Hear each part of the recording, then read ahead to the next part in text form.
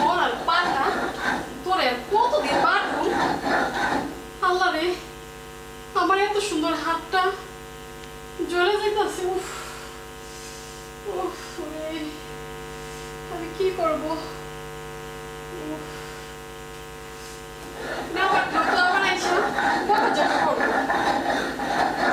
না তোরে আর পেশাবেশি করুন না।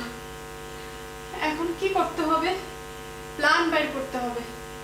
এইবারে তার আমি থাকুম না। পান্তা বা তো রস নাই, পরের কাজও যশ নাই। না, এই কাজ আর আমি করতাম না। হ্যাঁ, আমি এখন কি করি কি করি?